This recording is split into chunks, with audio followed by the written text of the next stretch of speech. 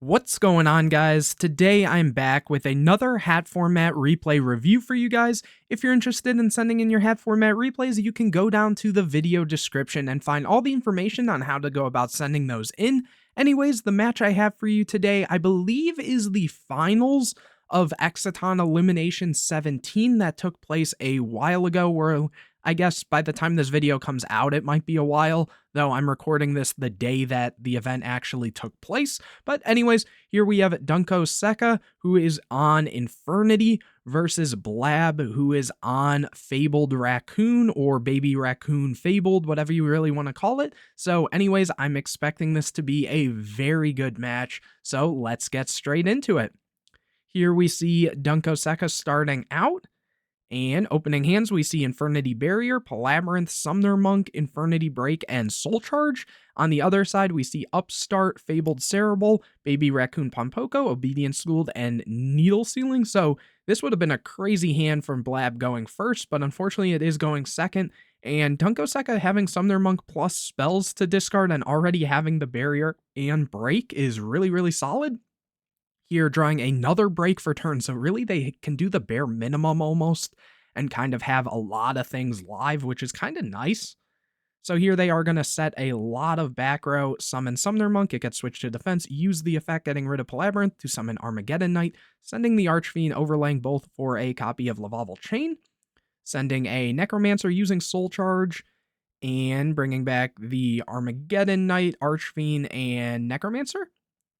You're sending Street Patrol off the Armageddon Knight and adding Launcher off the Archfiend. Kind of a mouthful. Activating Launcher, overlaying 2 for another Lavalval Chain, using the effect getting rid of the Archfiend.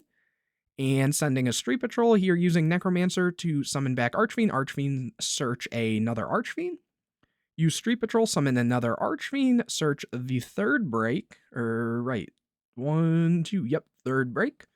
Overlay 2 for a Direwolf, use the effect, popping the Necromancer and the Direwolf, activating Launcher, bringing back the Necromancer and Archfiend. Archfiend effect, add Archfiend. Did they have? Yep, they did. Activate Street Patrol, summon the Archfiend. Archfiend, no effect, going for Key Beetle, using the effect, and protecting, what did they protect there? Probably I would guess the barrier or something in this case. That's usually the main play they go for, and then using the Necromancer that was summoned back to summon the Archfiend.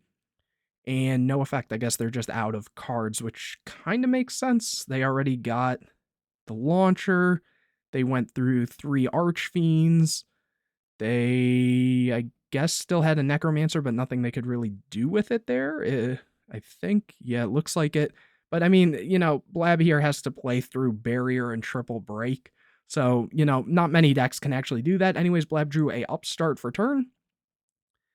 And they go for Obedience School, and that gets met with the Barrier, which makes sense. This card's insane if it actually goes off.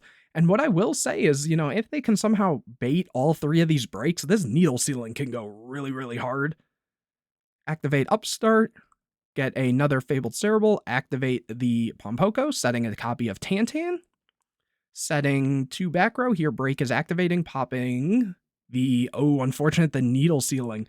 Another break, popping the other back row, and yet that is a straight to game 2. It's really hard sometimes to play through that full Infernity board, but here we will get to see Blab going first this game. Opening hands, we see Armageddon Knight, Instant Fusion, Launcher, Debunk, and Greffer. Really solid hand again from WCQ, and Blab opens Obedience School, so really good. DD Crow, Max C, Needle Sealing, and Fabled Catsith. This one says if this card's discarded to the graveyard, target 1 face-up card on the field, destroy that target. Very good card as well. Yeah, and having Maxi and Crow and Obedience School is a wild hand against Infernity, especially when you know you're going first and the Needle Sealing. Yeah, that's kind of crazy. Drawing another Maxi for turn, activating Obedience School, and going for Tantan, Cerebral, and Countessa. Summon Max C, Synchro for Fabled Unicorn. Overlay the other 2 for Sendayu, use the effect to get a 2300 token here. Set Needle Sealing and pass. Here, WCQ draws another Instant Fusion, goes Instant Fusion, And they're thinking that gets met with Max C. Camion Wizard is summoned. Blab draws a Fabled Cerebral. They take some time to think. Summon Armageddon Knight. Use the effect, sending Hyris effect to add a Archfiend. And what are they going to do here? Overlay Bolt for Exciton. Blab draws a, what was that, Kushano here, I believe. So now they, like, that's kind of cool having the Kushano and the Cerebral and the Cat Sith if need be. Also, they kind of really have to play around this Unicorn because if they get the same number of cards, anything's going to be negated. So here, yeah, I mean, this is still live here.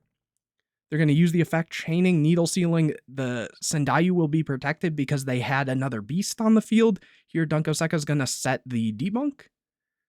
Or wait, what just happened?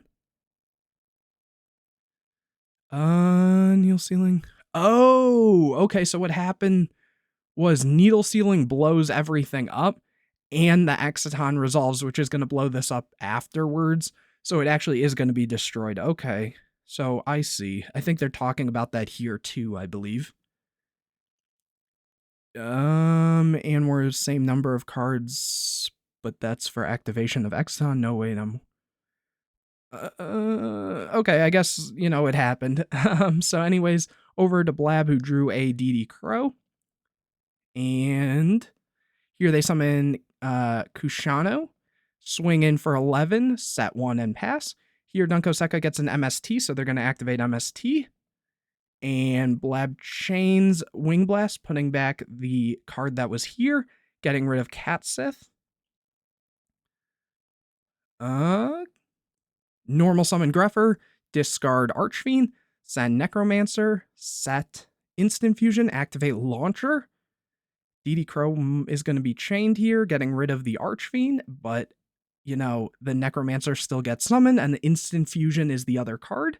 So they'll still be able to... oh, they're summoning Fusionist to go for Leviair, to then bring back the Archfiend, which Archfiend can trigger because there's no cards in hand, and a copy of Necromancer, overlaying for Lavalval Chain, sending a Street Patrol, banishing Street Patrol, summoning Necromancer. Archfiend was engraved, so they can summon it back, getting a copy of Launcher, setting Launcher, or not Launcher, my bad, Barrier, my bad, and then swinging in for a lot of damage here. Blab is going to need a good draw to get out of this, because, you know, this being a Omni is pretty huge. Over to Blab, who gets a copy of Needle Sealing, which would be good, but it's not going to do too much. But, oh, what is nice is this Kushano in Graveyard is going to have the ability to discard the Cerebral, add this back to hand. They can set the Needle Sealing and then Synchro for Ragin and draw 2, but that might actually bait this, which might mean the Needle Sealing could be live. They are going to use the Kushano, discard Cerebral. That does get met with the Barrier. The Cerebral will be able to be summoned here, and getting that set of Needle Sealing. Right away, you see Needle Sealing activated, clearing the board.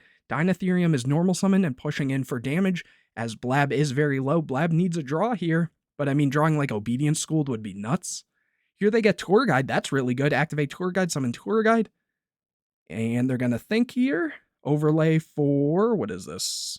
Number 17, Leviathan, so that can be a 25 beater, which they are going to use, attacking over the Dinotherium. Let's see how many Archfiends are here. There's one. Just one?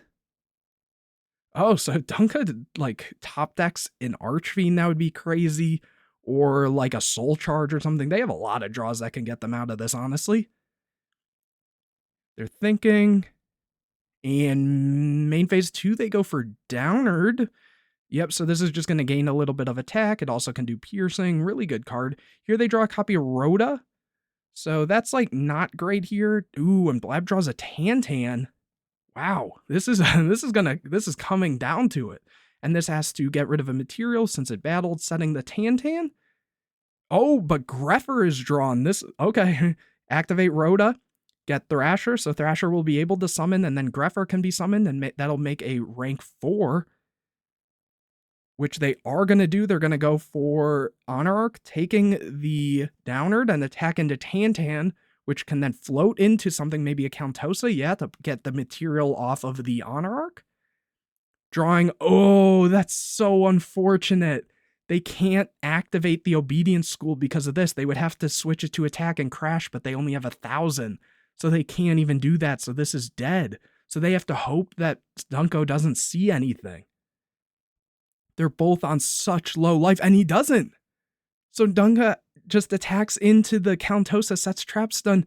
Blab draws a Tantan, and Obedience School can be activated here. Summoning Cerebral Pompoko. And, oh, he doesn't have 3 targets. He can't use it. He went through so many already. Oh, because he top decked the Tantan for turn. That's crazy. Is that just the end of the game? Setting Tantan. Here Dunko gets a Upstart. Activates Upstart. Gets a Soul Charge. Activates Soul Charge. Bringing back Necromancer. Necromancer effect. Get back Archfiend. Archfiend effect. Get it Break. Set 1. Over to Blab, using Break right away to pop the Tantan, banishing the barrier. Here, Needle Sealing, though, can check this again, maybe. Oh, no, it can't because of the Trap Stun Annie if he just doesn't commit anything else and just goes to attack. Drawing Street Patrol, summon Street. Why would you even risk that? I guess, you know, he knows he's safe with this, and since he knows that one of these is the Obedience School, I guess, yeah, it's fair to do it, but it feels like a little BMing there almost. Because what, the 21 plus 18 is game. I guess if you think that could be like a Fiendish Chain or something, though, didn't you see Needle Sealing twice? Which I guess not many decks are going to be on 3 Needle Sealing, so I guess that's fair. Interesting. Here, Needle Sealing's activated, Trap Stun's activated, and Dunko Seka takes it. What a wild game. That was so cool to see, like, all those moments that I thought the game was going to end, and then it wasn't, and then it was. Wild game. So anyways, hopefully you guys enjoyed this video. If you did, please leave a like on it, comment any questions or videos you want to see in the future, subscribe to the channel, hit the bell to get notified anytime I put a new video out, share this video with your friends, you know, and make sure you go down to the video description to find out how you can send in your hat format replays. But anyways, guys, I will see you in the next video.